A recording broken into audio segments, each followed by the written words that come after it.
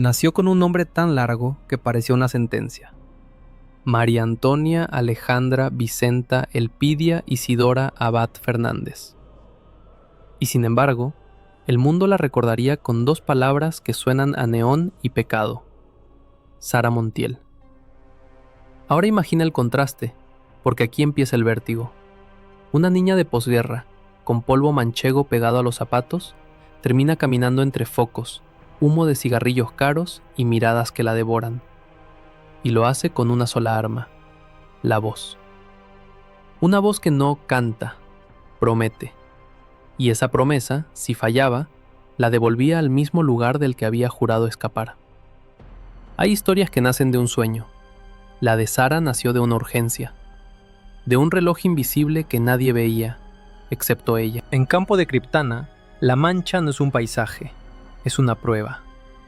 Viento seco, calles donde el futuro parece decidido antes de que uno aprenda a escribir su nombre. Y en aquella España golpeada por el hambre y el silencio, ser niña era aprender a desaparecer, hablar poco, pedir menos, aspirar a nada. Pero Antonia, todavía no era Sara, tenía ese tipo de belleza que no encaja en la pobreza. Era un brillo casi ofensivo, como una joya caída en el barro. Y eso atrae dos cosas: miradas y peligro. El padre, Isidoro, arrastraba problemas de salud. El asma no perdona, y en aquellas casas el aire podía volverse enemigo. Tras la guerra civil, la familia se movió buscando un clima más benigno, y acabaron en Orihuela, en Alicante. Allí la infancia no fue un cuento, fue una escuela de obediencia. En el colegio, a Antonia no la preparaban para conquistar escenarios, la preparaban para servir. Labores domésticas, disciplina, una idea estrecha de lo que una mujer debía ser. Y sin embargo, el destino tiene una costumbre. Cuando algo va a explotar, primero se guarda en un lugar pequeño. Tenía 13 años cuando ocurrió el primer estallido. Semana Santa en Orihuela. Procesión, cirios, sombras alargadas, el olor de la cera y la madera, los pasos lentos como un latido. La gente no esperaba nada nuevo, porque en la posguerra lo nuevo era casi sospechoso. Entonces la niña abrió la boca y cantó una saeta. No fue bonito, fue otra cosa. Fue como si de pronto alguien arrancara una persiana y entrara luz en una sala donde todos se habían acostumbrado a la oscuridad. La gente levantó la cabeza. Alguien se quedó quieto con la vela temblándole en la mano. Y lo más importante, ella misma se escuchó. Ese instante es el que separa a los que sueñan de los que actúan. Antonia no soñó, entendió. A partir de ahí aparece el primer reloj de su vida. El reloj de la supervivencia. Porque una voz así, en una casa humilde, es un milagro. Pero también es una responsabilidad. Y Antonia lo sintió como una carga hermosa. Si podía cantar, quizá podía abrir una puerta que no existía para los suyos. Con la aprobación de su padre, se la llevaron a Valencia para formarse. Imagínate el viaje. Un adolescente que sale de un mundo donde todo es no, rumbo a una ciudad donde por primera vez alguien podría decirle sí. Eso no es un traslado, es una fuga. Valencia le enseñó técnica, respiración, disciplina. Pero también le enseñó otra cosa: el precio. Porque en el arte, el talento abre la primera puerta, y la siguiente te la cobran. Con dinero, con esfuerzo, con humillaciones, con paciencia. Y Antonia no venía con privilegios. Venía con hambre, en el sentido literal y en el simbólico. En 1942 llegó el golpe de suerte que suena a película. Un concurso de jóvenes talentos en el Parque del Retiro, en Madrid. Madrid, palabra grande, palabra peligrosa. Madrid era la capital, pero también era la boca del lobo para una chica sin apellido ilustre ni padrinos. Allí cantó y ganó un premio que, para su mundo, era ciencia ficción. 1,000 pesetas al mes durante un año. 1,000 pesetas. No es la cifra lo que importa, es lo que significaba. La posibilidad de quedarse en Madrid, estudiar declamación, respirar el aire donde nacen las carreras. Y aquí entra un segundo gancho, casi cruel. En Madrid, su belleza se volvió una moneda. No era solo talentosa, era vendible. Y eso, en aquella industria, podía elevarte o devorarte. Antonia llegó a la ciudad con una mezcla peligrosa, inocencia y determinación. Y lo primero que la industria hace con alguien así es probarla. Miradas que pesan, silencios que juzgan, hombres que hablan como si el cuerpo de una chica fuera parte del presupuesto. Pero ella tenía un instinto raro. Sabía cuándo sonreír y cuándo mirar de vuelta. Y esa mirada, una mezcla de desafío y seducción, sería con el tiempo una firma. Unas fotografías tomadas en aquellos años llamaron la atención de gente con poder. En un mundo donde un rostro podía convertirse en cartel, un buen fotógrafo era casi un hechicero. Te hacía existir. El cine la olió. Y cuando el cine huele algo, no pregunta si estás lista.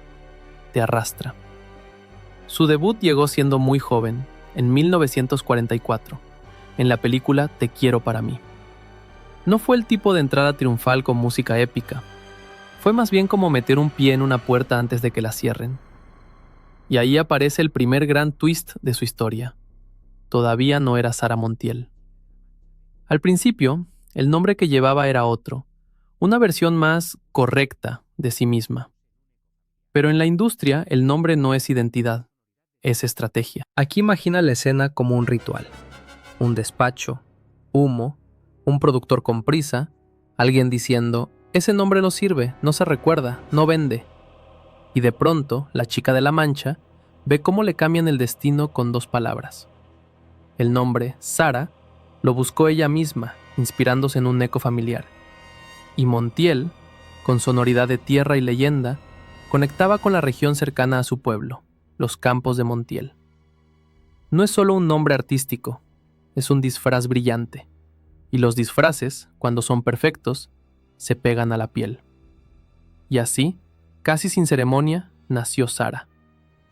Enseguida llegaron papeles más grandes, de secundaria a protagonista, rápido, como si el cine también tuviera prisa con ella.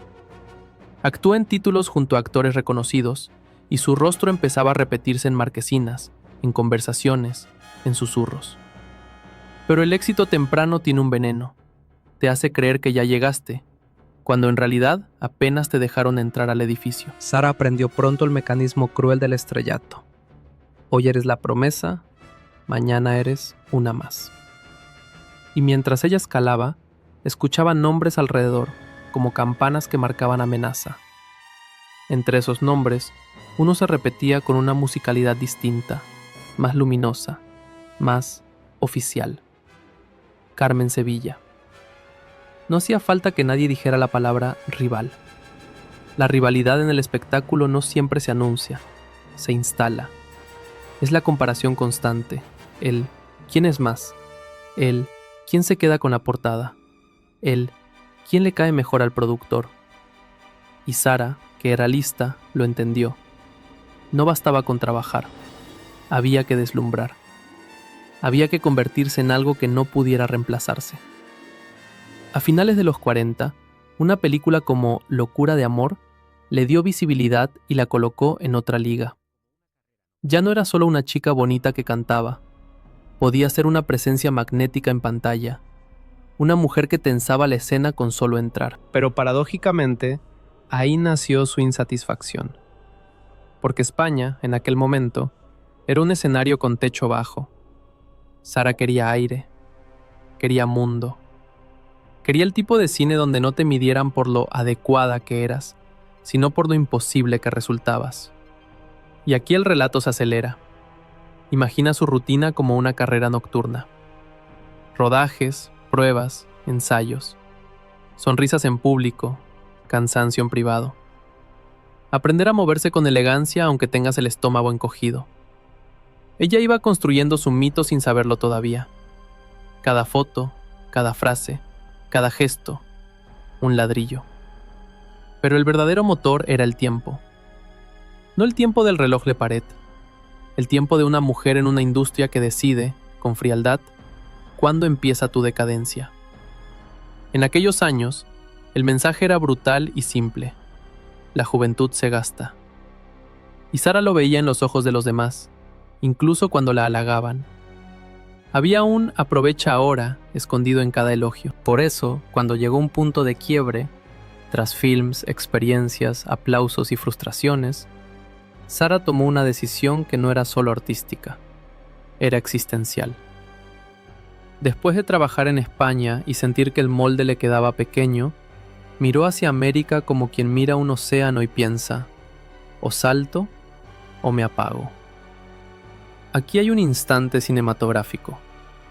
Una maleta abierta, ropa doblada con precisión, un espejo. Sara se observa. No solo se maquilla, se ensaya. Se entrena para el personaje más difícil, ella misma, pero versión internacional. Y en el fondo, una pregunta que late como tambor. ¿Y si fracaso? Porque el fracaso, para ella, no era volver a intentarlo, era volver atrás. Volver a ser la chica a la que educaron para callar, coser, obedecer. Volver a un mundo donde su voz habría sido un recuerdo y no un arma. Ese era el límite de tiempo real. No podía permitirse una espera infinita. No tenía una vida de repuesto. En el cine español ya era conocida. Pero el cine español no era su final, era su trampolín. Y mientras la prensa y los despachos seguían jugando al juego de compararla con otras estrellas, midiendo su brillo como quien compara diamantes, Sara eligió un camino que pocas elegían de verdad: salir del tablero. Cuando cruzó la puerta hacia lo desconocido, no lo hizo con garantías. Lo hizo con esa mezcla exacta de miedo y arrogancia que tienen los que están a punto de cambiar su suerte. Si no me abren, entraré de todos modos. Y justo ahí, cuando parece que el primer acto termina, el destino le prepara su primera gran prueba fuera de casa. Una industria nueva, idiomas nuevos, reglas nuevas.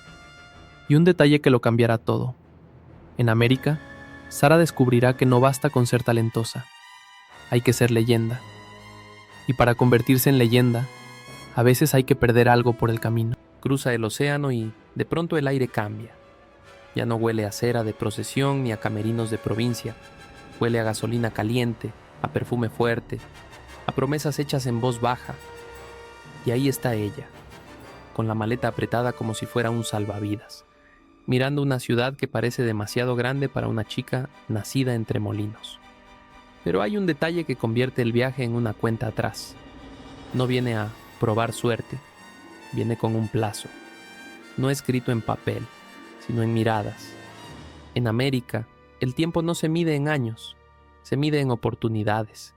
Si no cuajas rápido, si no te vuelves indispensable, te conviertes en ruido de fondo. Y Sara, lo sabe, lo siente en la nuca, como si alguien hubiese puesto un reloj detrás del espejo. Tic-tac, tic-tac. México la recibe con un sol que no perdona y con una industria que funciona como una ciudad dentro de la ciudad. Sets, estudios, pasillos donde los secretos viajan más rápido que las noticias.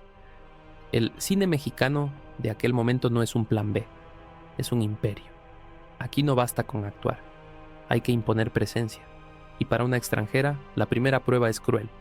No te preguntan quién eres, te preguntan qué tan rápido puedes dejar de serlo. El acento, la mirada, la forma de caminar, todo se convierte en examen. Y ella, que venía entrenada para sobrevivir, aprende otra regla.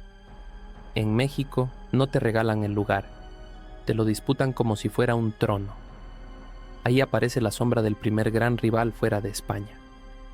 No es una enemiga declarada, es peor, es un mito vivo. Una mujer a la que todos nombran con una mezcla de miedo y admiración, como si nombrarla fuera convocar tormenta. María Félix, la doña. Dicen que cuando entra en un set, la luz cambia. Dicen que no compite. Simplemente ocupa el espacio y el resto se adapta. Y en la mente de Sara, la rivalidad no se plantea como chisme de revista. Se plantea como pregunta de vida o muerte artística. ¿Puedo brillar en un cielo donde ya hay una estrella de que lo domina todo? El primer choque no es con María Félix cara a cara, no todavía, sino con el ambiente que ella simboliza. productores que te miran como mercancía, directores que quieren moldearte, periodistas que esperan el tropiezo. Sara entiende algo con un escalofrío. Aquí, si cometes un error, no te caes, te borran. Entonces decide jugar a otra cosa. No intenta ser la nueva doña, no intenta copiar, hace lo contrario, se vuelve un enigma, una extranjera que no pide permiso, una mujer que parece dulce hasta que la cámara se acerca. Y entonces hay algo en sus ojos que dice, no me toques el destino. La estrategia funciona, pero cobra peaje. Las jornadas son largas, la presión es un martillo y el cuerpo empieza a pasar factura. Hay noches en hoteles donde el silencio suena a derrota, donde el maquillaje se mezcla con el cansancio y la duda se sienta a su lado como una visita indeseable. Porque el éxito en un país ajeno tiene un sabor extraño. Sabe a aplauso y sabe a soledad. En medio de esa fiebre aparece el primer twist íntimo. Sara descubre que su mayor arma, la imagen, puede convertirse en una trampa. En México la encasillan con facilidad. La quieren exótica, ardiente, diferente, casi como un personaje diseñado para vender entradas. Y ella se da cuenta de algo aterrador. Si acepta ese molde, podría triunfar, pero perderse. Si se niega, podría conservarse, pero desaparecer. Y como si el destino disfrutara tensando el hilo, el rumor de su ambición empieza a viajar. Llega a oídos de gente que no se conforma con México. Gente que piensa en dólares, en pantallas gigantes, en nombres que cruzan fronteras. Y de pronto, la posibilidad se materializa como una puerta entreabierta. Estados Unidos, Hollywood. No es un lugar, es un animal. Un animal enorme que devora y escupe. Un lugar donde la belleza no es especial, porque hay belleza por toneladas. Donde el talento no basta porque el talento se fabrica. Donde lo único raro es lo auténtico, y lo auténtico asusta. Sara llega y lo primero que nota es el idioma. No como barrera, sino como jaula. Hay reuniones donde entiende solo la mitad, pero finge entenderlo todo. Sonríe cuando no debería. Se queda callada cuando querría morder. Aprende frases como quien aprende trucos de magia, para sobrevivir unos minutos más en una sala llena de tiburones. Y entonces le ponen delante el segundo reloj. Este sí tiene forma. Un contrato, una opción, una promesa con letra pequeña. No es para siempre, es un a ver qué pasa. Le dan un margen corto para demostrar que no es un capricho exótico, que puede sostener una producción grande, que puede ser rentable. El mensaje está ahí aunque nadie lo diga en voz alta. Tienes poco tiempo para convertirte en imprescindible. Y en ese contexto, la rivalidad toma otra forma. Ya no es solo María Félix como mito latinoamericano. Ahora compite con un sistema que ya tiene sus latinas asignadas, sus arquetipos, sus roles prefabricados. Sara comprende que el enemigo real no es una mujer, sino una etiqueta. Quieren que sea la española, un adorno con acento. Pero ella no ha cruzado el océano para decorar. Hay un momento que en pantalla sería un plano cerrado. Sara frente al espejo en un camerino de estudio, luces frías, el maquillaje demasiado perfecto.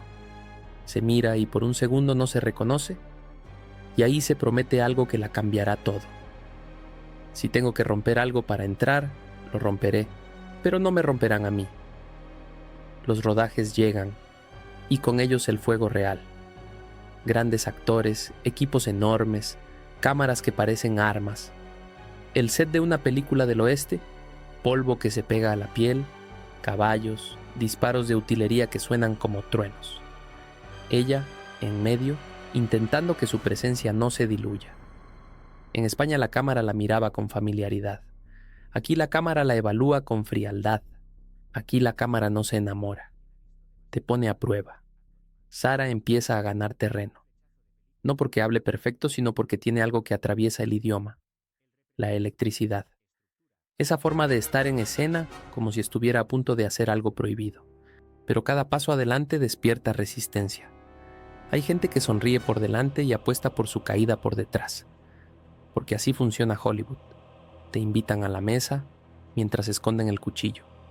Y justo cuando parece que la conquista es posible, aparece un golpe emocional que la deja sin suelo. La prensa la rodea con preguntas que son trampas. La comparan, la reducen, le inventan romances, le exigen explicaciones por cosas que no ha hecho, y ella entiende la parte más cruel del juego. En América puedes ser famosa sin ser dueña de tu historia. Entonces llega el tercer twist, el que transforma su vida personal en un movimiento estratégico.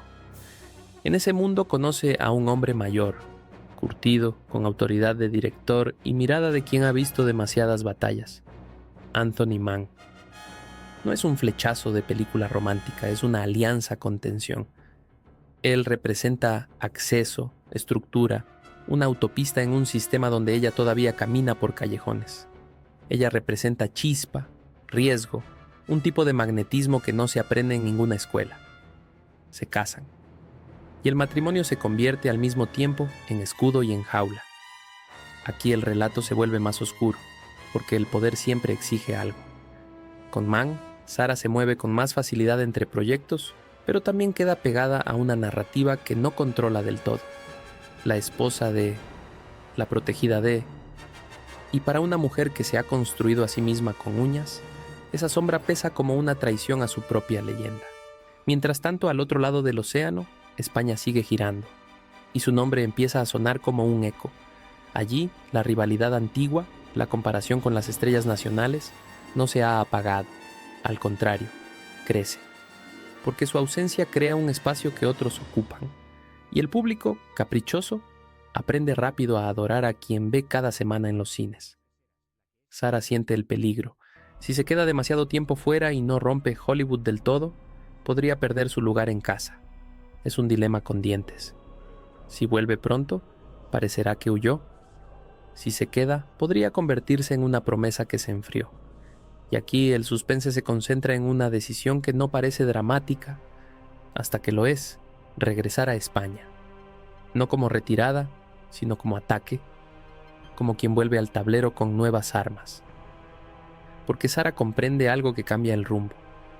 Hollywood puede darte prestigio, sí, pero su verdadero poder, el poder que hace historia, tal vez esté en otro sitio, en convertirse en un mito popular, en hacer una película que no solo se vea, sino que se repita, se cante, se susurre en la calle. Y justo cuando decide moverse, el destino le lanza el último golpe de este acto. El tiempo vuelve a apretar. Hay proyectos que se caen, negociaciones que se complican, la sensación de que en Hollywood siempre serás la que está a punto de... Sara está cansada de estar a punto. Quiere ser. En el avión de regreso, imagina el plano. La cabina oscura, luces pequeñas, ella mirando por la ventanilla un cielo sin fronteras. Y en su mente se enciende una idea casi peligrosa, como un fósforo cerca de gasolina. Voy a volver y voy a hacer algo que nadie puede ignorar. Algo que rompa el molde, algo que me devuelva el control. No sabe todavía el título, no sabe todavía el impacto, pero intuye la forma, música, erotismo sugerido, nostalgia, una mujer que canta como si estuviera confesando pecados. Y sobre todo intuye que su rival, cualquiera que sea en cualquier país, no podrá copiarlo, porque ese algo no será un papel, será ella. Y así termina este tramo de su viaje, no como una huida de Hollywood, sino como una maniobra de guerra. Sara vuelve con cicatrices invisibles, con un nombre ya internacional, con una mirada más dura y con una bomba creativa a punto de explotar en el lugar donde empezó todo. El avión aterriza, y con él aterriza una versión nueva de Sara, menos ingenua, más afilada. No trae solo glamour de Hollywood en la maleta, trae una certeza que pesa como metal. En España no va a volver, va a reclamar. Porque mientras ella estaba fuera, el país cambió lo justo para que todo siguiera igual. Sensores con lápiz rojo, productores temerosos, estrellas que ocupan las portadas como si fueran propiedades privadas. Y en medio de ese tablero hay un lugar que antes era suyo, y ahora alguien lo calienta como si esperara que se enfríe para siempre. Sara lo nota desde el primer pasillo de estudio, miradas que no son bienvenida, sino cálculo. Son ese tipo de ojos que te miden como se mide una apuesta. ¿Sigue siendo rentable? ¿Sigue siendo deseable? ¿Sigue siendo noticia? Y entonces aparece el rumor con forma de sentencia. Hay un proyecto atascado, una película musical que necesita una protagonista que no tenga miedo al ridículo, a la sensualidad, a la nostalgia y sobre todo, que pueda cargar con el peso del escándalo sin romperse. Ese papel, cuentan, estaba pensado para otra. Aquí entra el conflicto como un cuchillo que brilla. Carmen Sevilla. La estrella perfecta, la sonrisa apta para todos los públicos, la que cae bien incluso a quien no la ha visto actuar. La industria, siempre amante de los contrastes, ya había escrito el cuento. Carmen era la luz, Sara la sombra. Carmen el hogar, Sara el cabaret. Y esa comparación, tan injusta como eficaz, no era solo un juego de revistas, era una batalla por el lugar más caro del país, el centro del cartel. Pero el destino hace trampa a veces. Carmen no puede aceptar el proyecto por compromisos de rodaje, y en esa grieta entra Sara, no como sustituta, sino como incendio. Le ofrecen el guión casi como quien ofrece una cuerda a alguien que cae, con prisa y con miedo. Porque la película tiene un problema. No hay dinero. Decorados precarios, cuentas que no cierran, plazos que muerden. Y aquí aparece el límite de tiempo, claro, brutal y personal. Le dicen, sin decirlo, que este rodaje es una última carta, que el productor está contra las cuerdas, que si la película no funciona en pocas semanas de exhibición, se hunden todos, y ella se hunde con ellos. Y por debajo de todo eso, la amenaza más cruel. Si fallas, vuelves a ser la actriz que se fue a América y regresó sin corona. Sara mira el guión y siente algo que reconoce. El olor del riesgo. El mismo olor que tenía Madrid cuando era adolescente. El mismo olor que tenía México cuando era extranjera. Ese olor que dice, o te conviertes en alguien, o te disuelves. Acepta. Y entonces, de pronto, el rodaje es una carrera nocturna. No una producción brillante, sino un ejército improvisado. Hay cartón donde debería haber mármol, telas pobres donde debería haber seda, trajes que se sostienen con alfileres y orgullo. Sara, acostumbrada a medios enormes, ve aquello y no se ríe, se concentra. Porque hay algo perversamente hermoso en el desastre. Te obliga a ser grande o te delata. El director manda, los técnicos corren, las luces calientan como soles pequeños, y ella en el centro empieza a construir un personaje que será su espejo y su máscara. Una cantante marcada por la fama, por el deseo, por la memoria.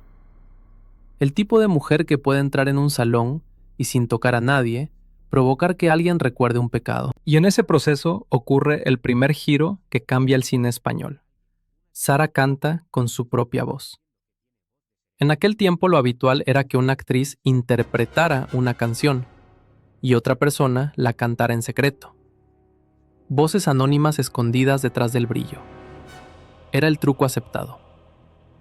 Pero aquí no hay presupuesto para lujos, ni tiempo para dobles. Así que la voz sale de ella, real, imperfecta, grave, con humo dentro. Y eso, que debería ser un problema, se vuelve un hechizo. Porque la voz de Sara no es académica, no es de conservatorio. Es una voz con bordes, una voz que parece haber vivido. Una voz que no pide permiso para ser sensual. Lo es. En el estudio de grabación el aire vibra. Ella repite tomas, se cansa, pide bajar tonos. Hay quien se desespera, hay quien suelta una broma cruel. Pero Sara insiste hasta que la canción deja de ser una canción y se convierte en escena. Cuando suena un cuplé en su boca, no escuchas solo música. Escuchas un cuarto con luz baja, una copa que tiembla, un perfume que se queda en la ropa del día siguiente. Y aquí, como un latigazo, aparece una de esas frases que cruzan décadas.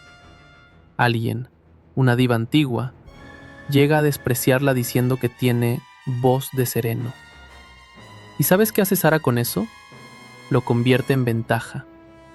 Porque una voz perfecta es bonita, pero se olvida. Una voz distinta es una marca. Y Sara no quiere gustar, quiere quedarse. Mientras tanto, la rivalidad se recalienta. En los pasillos ya se susurra. Si esto sale bien, será la película de Sara. Si sale mal, la enterrará. Y al otro lado, el fantasma de Carmen Sevilla, la que no pudo hacerla. Se vuelve una pregunta cruel en la prensa. ¿Habría sido mejor con Carmen? Sara escucha ese murmullo como quien escucha un reloj. Tic, tac. Y decide que no basta con hacerlo bien. Tiene que hacerlo de una forma que vuelva la comparación ridícula. Tiene que crear un tipo de magnetismo que no pueda imitarse. El rodaje avanza como una tormenta, y hay días en que el cansancio se vuelve feo. Ojos rojos, labios secos, la piel marcada por corsés, el maquillaje convertido en una máscara de guerra. Hay noches en que Sara se queda despierta repasando números musicales en la habitación del hotel como si fueran conjuros. Porque no solo se juega un papel, se juega el regreso, se juega el mito. Y entonces llega el estreno. El tipo de noche que, si fracasa, te persigue toda la vida. Las butacas llenas, la sala con ese murmullo de colmena antes del primer fotograma.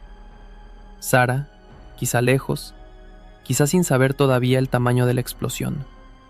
Y de pronto, estalla. No es un éxito tímido, es una ola, una avalancha. La gente no solo ve la película, la vive. Se repiten funciones, se alargan semanas, meses. El público vuelve porque quiere volver a escucharla, volver a mirar esa cara iluminada como si el cine fuera un altar.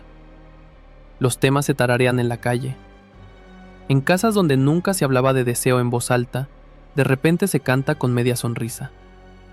España, que llevaba años apretada en moral y silencio, encuentra en Sara una válvula, una manera de sentir sin confesar. Y aquí llega un twist que parece mentira aunque sea de carne y hueso. El éxito es tan grande que la película se convierte en un fenómeno que nadie controla.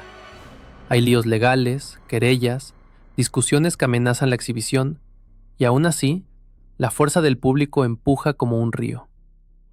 La obra no se mantiene en cartel por obediencia institucional, se mantiene por clamor.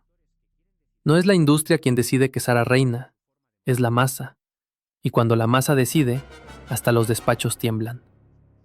La película no solo salva un proyecto precario, redefine el negocio. De pronto, los productores descubren una mina. Si hacemos películas pensadas para ella, la gente vendrá. Y aquí ocurre el cambio de era. Ya no se trata de películas con Sara dentro, se trata de películas de Sara. Su nombre deja de ser un reparto y pasa a ser un género. La prensa inventa títulos grandilocuentes, como si necesitara coronarla con palabras. Saritísima. Y el país, sin darse cuenta, empieza a medir el tiempo cultural con sus apariciones. Antes de Sara, después de Sara. Y en ese momento, la rivalidad con Carmen Sevilla cambia de forma. Ya no es una u otra. Es una tensión simbólica. La España oficial frente a la España que sueña en secreto.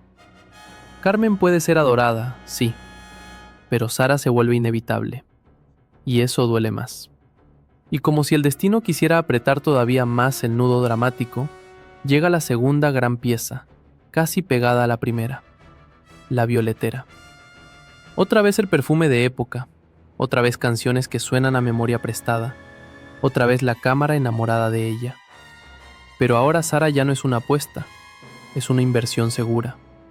Y ese cambio la vuelve peligrosamente poderosa. Porque cuando una mujer se vuelve la garantía, el sistema intenta poseerla. Productores que quieren decidir su vestuario, su escote, su forma de moverse. Sensores que no soportan que un parpadeo sugiera más que un discurso. Críticos que se sienten obligados a castigar lo popular, como si el éxito fuera una falta moral. Sara se mueve entre todos con una inteligencia afilada. Aprende a negociar. A veces cede en una frase para ganar en una escena. A veces sonríe para que no vean el filo. No pelea como una niña enfadada. Pelea como alguien que ha entendido el poder. El poder real se ejerce sin levantar la voz. Y aquí entra el gancho interno, escondido como dinamita. Sara descubre que el erotismo no está en lo que enseñas, sino en lo que controlas. Ella no se limita a ser deseada. Se convierte en la directora invisible del deseo ajeno. Maneja el tempo de la mirada, el ritmo de la respiración, la pausa antes de una frase. En pantalla parece que se ofrece, pero en realidad está decidiendo cuánto te deja acercarte. Esa habilidad la convierte en un fenómeno internacional de otra manera. Discos, actuaciones, contratos. Y aparece un giro económico que cambia su vida. Firma acuerdos discográficos donde, en vez de un pago fijo que se gasta, negocia porcentajes. Royalties. Y de pronto, lo que debía ser una película musical se convierte también en un río de dinero que no se detiene. Para una mujer que salió de la pobreza, esa sensación debe ser casi irreal. Ganar mientras duermes, ganar mientras viajas, ganar porque tu voz, esa voz que algunos despreciaban, se repite en gramófonos y radios. El hambre de la infancia no se olvida. Se transforma en obsesión por no volver atrás jamás. Pero toda coronación trae su propio veneno. El público la adora, sí, pero también la encierra. Empieza a haber una expectativa fija. Queremos a Sara en ese tipo de papel. Queremos a Sara cantando así. Queremos a Sara provocando así. Y Sara, que siempre ha sido una fugitiva, siente otra vez el peligro del molde. No el molde moral, sino el molde comercial. Convertirse en un producto puede ser otra forma de muerte. Aquí el relato se tensa en silencio, porque mientras su carrera explota, su vida personal se vuelve un territorio inestable. La relación con Anthony Mann, marcada por diferencias, distancia y ambiciones distintas, empieza a parecer menos refugio y más frontera. Sara no puede permitirse fragilidad pública, y sin embargo, por dentro, el cuerpo pide tregua. El cansancio acumulado, las noches sin dormir, la obligación de ser siempre la mujer más. La fama no te deja descansar, te vigila. Y en ese punto, vuelve la rivalidad, pero ahora en su forma más tóxica. La industria necesita una narrativa y la prensa la fabrica. Se publican comparaciones, insinuaciones, chismes. Que si Carmen es más decente, que si Sara es más peligrosa, que si una es para casarse y la otra para pecar. Sara entiende la trampa. Si entra a defenderse, pierde. Si se calla, también. Así que hace algo más inteligente. Cambia el escenario. Cuando la conversación quiere reducirla, ella responde con trabajo, con otra película, con otro número musical, con otra imagen que borra el rumor anterior. Y para sostener ese ritmo, se impone una cuenta atrás íntima, casi cruel. Se dice a sí misma que tiene un margen corto, no de años, de energía, antes de que el cuerpo pase factura. Se lo siente en las articulaciones después de bailar, en la garganta después de grabar, en la mirada cansada que el maquillaje ya no tapa del todo. Se da un plazo secreto. Mientras tenga esta fuerza, voy a construir algo tan grande que ni la industria, ni la censura, ni ninguna rivalidad pueda borrarlo. Ese plazo la empuja a una productividad voraz. Y esa voracidad produce su logro mayor. No solo triunfa, crea un nuevo arquetipo. Una mujer española en pantalla que no es solo madre, ni solo santa, ni solo víctima. Una mujer que desea, que decide, que cae y se levanta con brillo. En un país donde tantas mujeres habían vivido con el deseo encerrado, Sara abre la jaula en público y lo hace cantando. Hay un momento, casi hipnótico, que se repite en su cine. Ella fuma o mira como si fumara, como si el humo fuera parte de su piel. Hay una mesa, hay sombra, hay música. Y el espectador siente una mezcla imposible, atracción y culpa. Ese es el verdadero poder de Sara. Te hace sentir algo que no sabes confesar. Y entonces llega el twist más grande de este acto.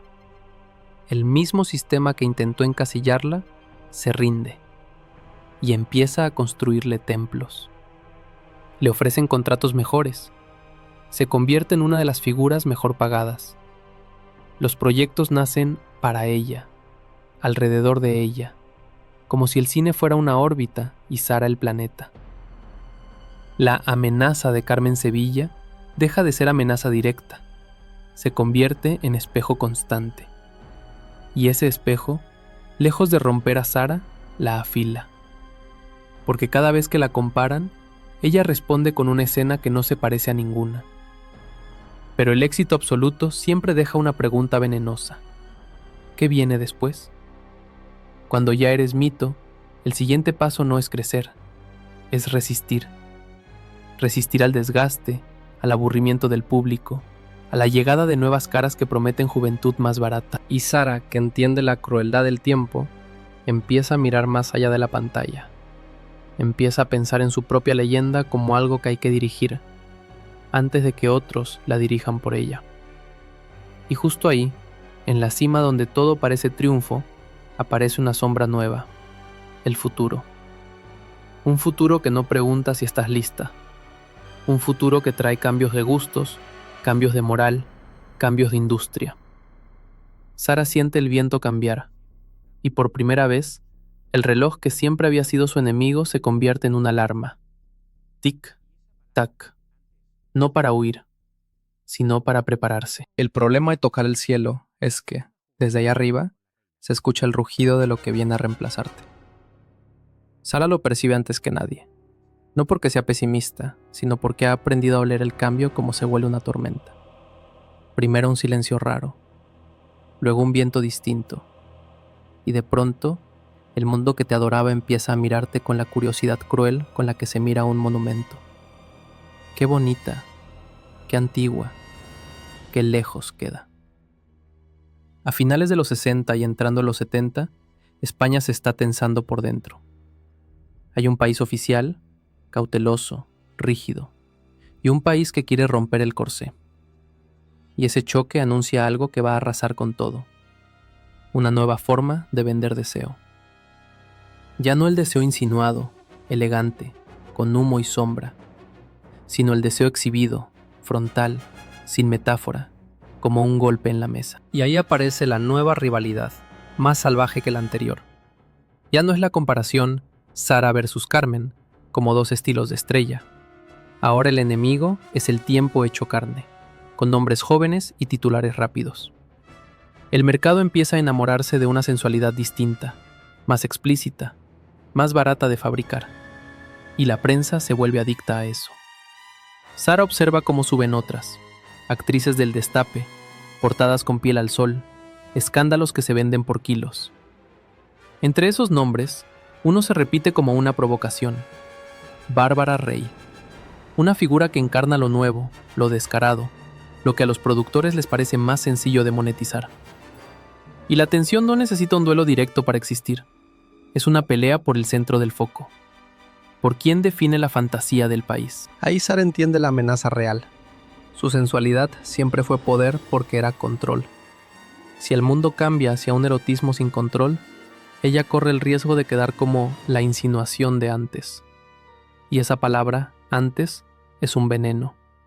Entonces toma una decisión que parece pequeña, pero es una jugada de ajedrez con la reina. No va a perseguir a las nuevas estrellas en su terreno. No va a competir por enseñar más. Va a competir por algo más difícil: ser irrepetible. Se lanza a proyectos donde la nostalgia y la escena le permiten dominar el ritmo. Varietés, 1971, no es solo una película, es un espejo negro. Un mundo de compañías itinerantes, luces de feria, aplausos que duran lo que tarda la gente en encontrar un juguete nuevo.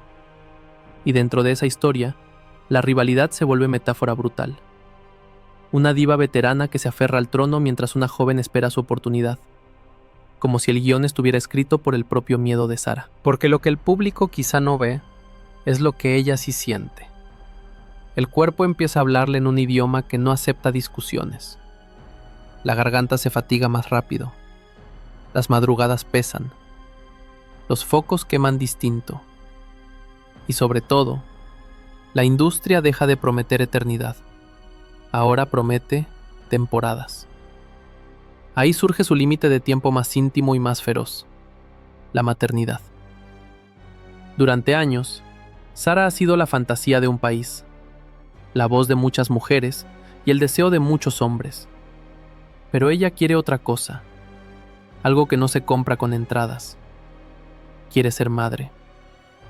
Y el reloj biológico no entiende de fama. Esa urgencia no se narra en entrevistas con la crudeza real, porque una estrella no confiesa debilidades, pero se nota en sus decisiones, en cómo empieza a construir un hogar como quien construye un refugio, en cómo cambia la forma de mirar a los niños en la calle, en cómo, en privado, el glamour se vuelve secundario frente a una necesidad simple y gigante: dejar de ser solo mito y volverse también raíz. En esa etapa llega otro giro de su vida personal. Tras su divorcio de Anthony Mann, 1963, Sara se casa con José Vicente Ramírez Olaya, 1964-1970. A ojos del mundo parece estabilidad, pero por dentro, Sara sigue siendo una fugitiva. Nadie domestica a una mujer que aprendió a escapar a los 13 años. Y la relación se apaga, se rompe, y el mito sigue caminando. Luego llega un periodo donde su presencia se reparte entre cine, teatro, música, apariciones. Y el país también se rompe por dentro. Se va acercando la transición, se abren grietas, cae la censura, y el nuevo espectáculo pide otros códigos. De pronto, lo que antes era escándalo, ahora es costumbre. Lo que antes era insinuación, ahora es literal. Y Sara, que había sido provocación elegante, se encuentra ante una paradoja dolorosa.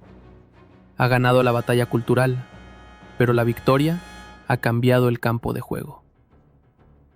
Hay un instante, casi cinematográfico, en el que ella entiende que ya no se trata de ser más atrevida, porque más atrevida siempre habrá alguien dispuesto a hacerlo.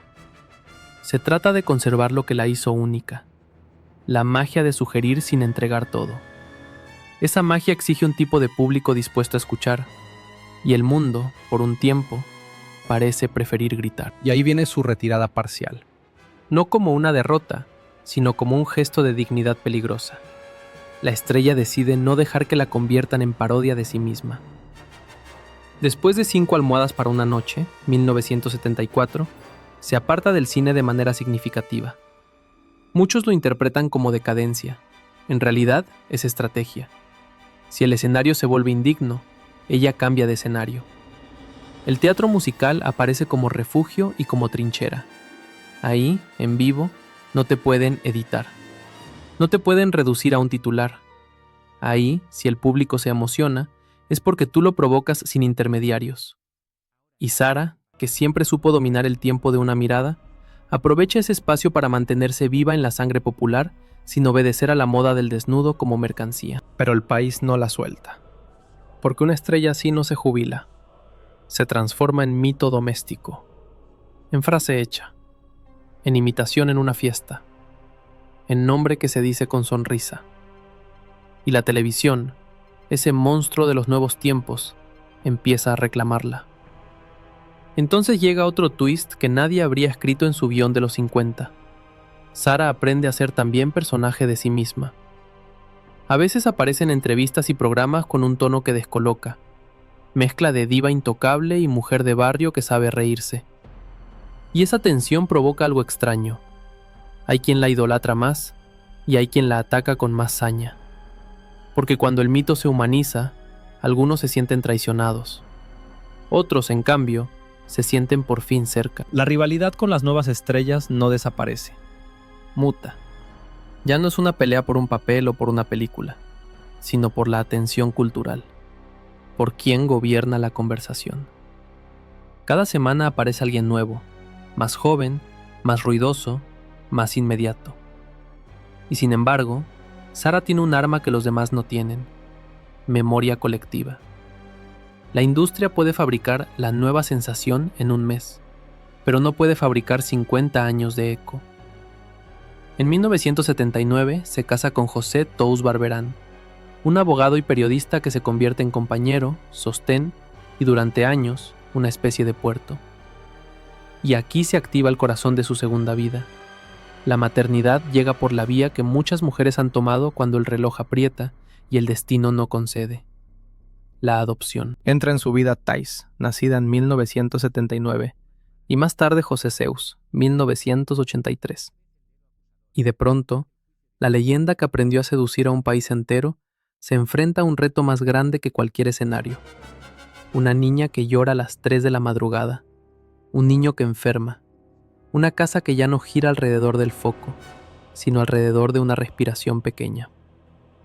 Este giro es brutalmente hermoso, porque revela algo que el público no ve en el cine. Sara es, por fin, alguien que puede amar fuera de la mirada ajena. Ya no solo le cantan, ahora ella canta para dormir a un hijo, y ese cambio reordena el universo.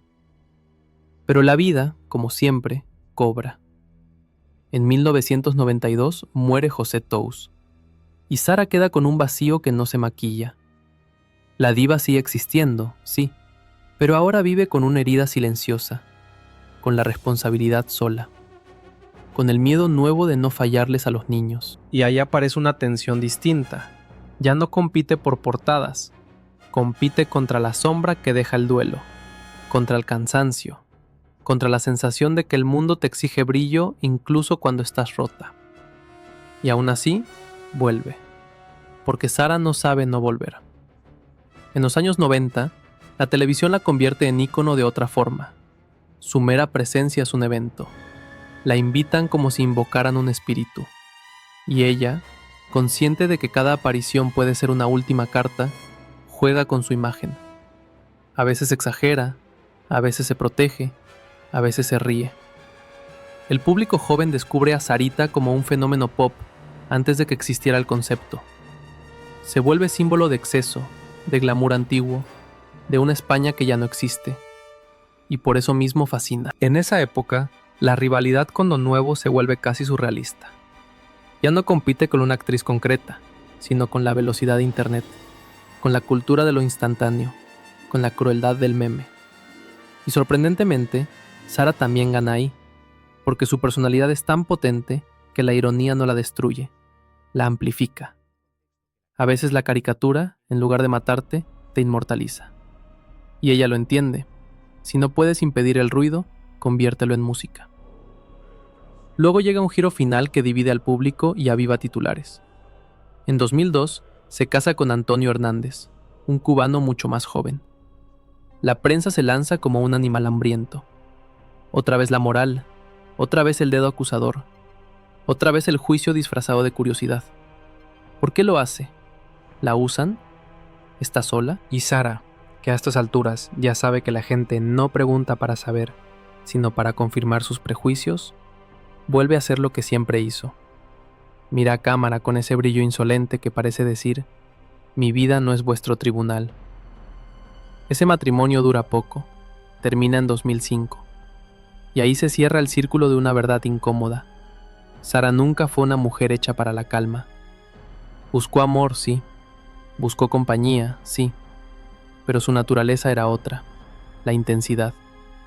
Y la intensidad deja cicatrices. En paralelo, escribe memorias, se deja contar, se reinventa una y otra vez en entrevistas. En algunos relatos, su vida se llena de rumores con nombres imposibles. En otros, se vuelve más humana. Y quizá ambas cosas sean ciertas, porque una estrella vive en dos planos: lo que pasó y lo que el mundo necesitó imaginar. Con los años, la cuenta atrás toma una forma que ya no se puede ignorar: la salud. Ya no hay maquillaje capaz de borrar el cansancio real. Los pasos se vuelven más lentos, las apariciones más esporádicas. Pero incluso ahí, Sara conserva algo que la convierte en un espectáculo por sí misma: el aura. Ese magnetismo que no se explica con técnicas ni con números. El 8 de abril de 2013, Sara muere en Madrid, de forma repentina. Y de pronto el país, que tantas veces la juzgó y la deseó y la imitó, se queda con un silencio extraño. Como si alguien hubiera apagado un neón que llevaba encendido medio siglo. Hay flores, hay cámaras, hay lágrimas sinceras y lágrimas performativas. Hay homenajes. Hay gente que canta sus canciones como si al cantarlas pudiera traerla de vuelta. Y aquí llega el último twist, el más potente, el que convierte toda su vida en una especie de truco de magia. Sara no se va del todo, porque su legado no es solo una filmografía ni una discografía. Su legado es un modelo de mujer que, en un contexto que la quería obediente, eligió ser dueña de su deseo y de su destino. Años después de su muerte, su nombre sigue apareciendo como contraseña cultural. Hay bares con su imagen, exposiciones, recuerdos en su pueblo, y lo más importante, hay generaciones que no la vivieron en estreno, pero la descubren y entienden algo al instante. Entienden que esa forma de mirar, mitad ternura, mitad desafío, no era actuación, era supervivencia convertida en arte. Y si lo piensas, quizá ese fue su triunfo final sobre todas sus rivales, visibles o invisibles. Carmen Sevilla, Bárbara Rey, la moda del destape, el ruido de Internet, la velocidad del mundo, todo eso fue pasando como pasa el viento. Sara, en cambio, se convirtió en otra cosa, en una cicatriz luminosa en la historia del espectáculo, en una voz que, aunque alguien la llamara voz de sereno, terminó siendo sirena. En una mujer que entendió antes que nadie el secreto más cruel y más útil de la fama, que el aplauso es efímero, pero el mito, si lo construyes con sangre y con inteligencia, puede sobrevivir incluso a tu último latido.